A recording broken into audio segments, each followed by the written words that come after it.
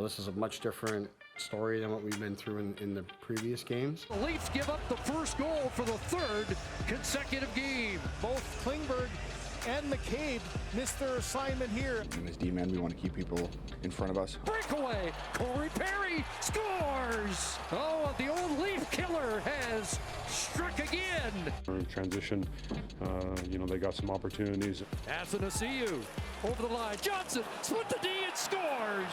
A perfect pass, and you can see Nyes doesn't catch up to Johnson. It's all our best players really, really careless to start the game. So that didn't give us a chance to take a hold of the game. NHL analyst Frankie Corrado joins us now. And Frankie, the Leafs have given up 13 goals in their first 3 games. In the first 2, they managed to outscore their mistakes, but obviously that is not sustainable. So where is this team falling short right now? Let's start on the back end. What stands out for you on the blue line?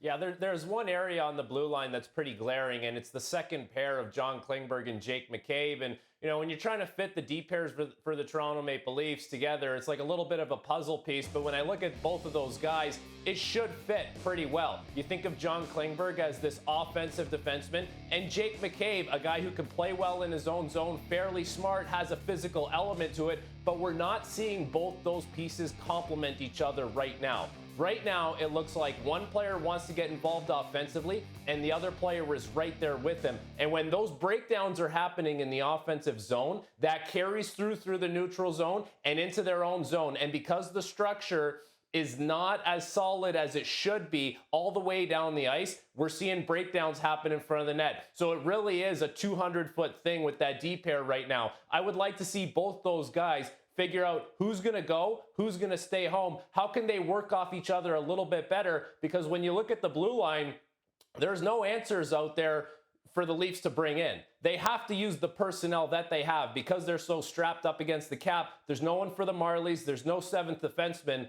Aside from Sheldon Keefe potentially mixing up the D pairs and trying to find some chemistry with some other D partners, this is exactly who's going to need to play together. So they're going to need to find a way to straighten things out here as this season gets going.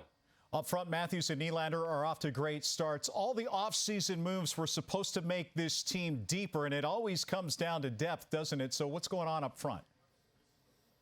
Well, the third line lacks an identity right now, and there's a few different reasons why. Fraser Minton had a really good training camp. It was a great story, but now that the puck has dropped on the regular season, you can kind of see where some of the inefficiencies lie in his game, and I give him a lot of credit because when I watch him play, I see a lot of times he's in the right position and he's thinking the right way, but he's not executing at the NHL level. Where this line really seems to lack an identity right now is in the play of Max Domi. And I get the fact that he's been up and down the lineup. He hasn't really found a home in the lineup yet. But when I watch him play on the ice, it's like he's a player who's trying to think his way around the ice instead of doing things instinctually. And when Max Domi is at his best, he's fast, he's in your face, he's tenacious, and he has the speed to go with it. Right now, I'm watching him think his way around. And when you think about Matthew Nyes, a young player who also had a great training camp, who burst onto the scene last year in the playoffs, he would benefit greatly by having a legit third-line centerman to bring out the best in him. So not only does that third line lack some identity, it has a player that may go back to junior, a player who's not exactly playing to his identity, and a young rookie who's still trying to find his way in the league and needs a little bit of help to get him propped up. I don't like the way the third line looks right now on the ice, and there's a few reasons why. Okay, so what is the single biggest fix the Leafs must make right now?